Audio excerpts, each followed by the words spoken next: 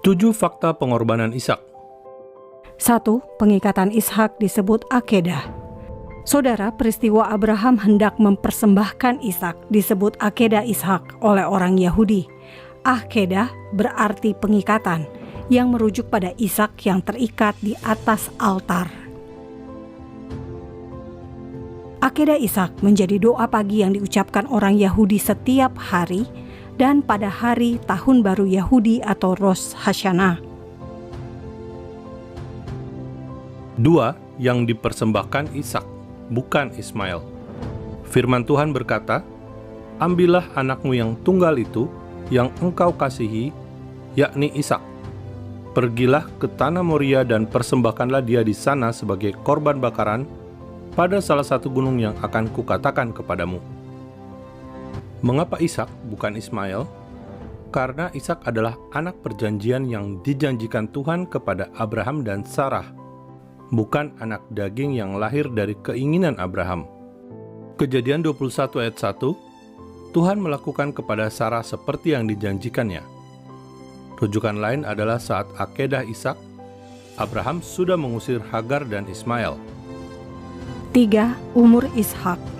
Alkitab mencatat Ishak lahir saat Sarah berumur 90 tahun, sedangkan Sarah meninggal di usia 127 tahun. Tradisi Yahudi meyakini Sarah meninggal saat akedah Ishak terjadi, sehingga usia Ishak adalah 37 tahun. Ishak sudah mampu berjalan kaki naik ke gunung sambil membawa kayu di pundaknya. 4. Lokasi akedah di Yerusalem. Saat perintah Tuhan itu datang, Abraham tinggal di Beersheba, Gurun Negeb. Alkitab menyebutkan pada hari ketiga, Abraham bisa melihat lokasi Bukit Moria yang terletak di Yerusalem. Jadi diperkirakan dari Beersheba ke Yerusalem yang berjarak sekitar 70 km, Abraham dan Ishak membutuhkan waktu perjalanan selama 3 hari. Kata Moria dalam bahasa Ibrani Moriah. Ada 2 teori asal kata Moriah, yakni Roeh, yang bermakna Tuhan akan terlihat, dan Yoreh, yang artinya mengajar. Tuhan terlihat oleh Abraham dalam bentuk intervensi Tuhan, mencegah Abraham membunuh Ishak. Di lokasi Bukit Moriah pula, Raja Israel Salomo membangun Bait Suci, tempat pengajaran tentang Tuhan berlangsung.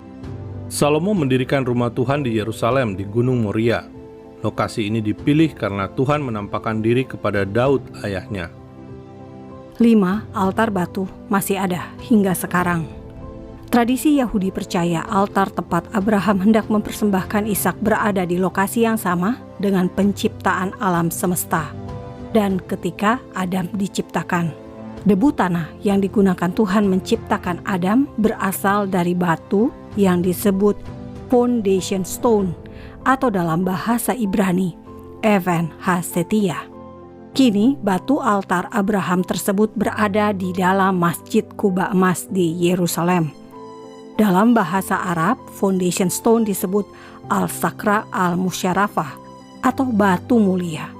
Dari sini muncul nama Dome of the Rock, Kuba Batu. Inilah yang dikenal sebagai Masjid Kuba Emas. Umat Islam mengutamakan kubah, bukan batu yang ada di bawah kubah. Bagi orang Yahudi, batu Even Hasetia adalah tempat yang penting, bahkan tempat paling sakral. Sebab tempat Even Hasetia berada itulah yang menjadi ruang Maha Kudus Bait Suci, yang hanya bisa dimasuki imam besar. Meski sekarang Even Hasetia menjadi tempat khusus umat Islam, fakta akedah Ishak dan lokasi Bait Suci Yahudi tidak bisa dihapus oleh apapun dan tidak bisa digantikan oleh siapapun juga. 6. Pengorbanan Ishak gambaran tentang Yesus. Tidak ada peristiwa tanpa makna dalam Alkitab.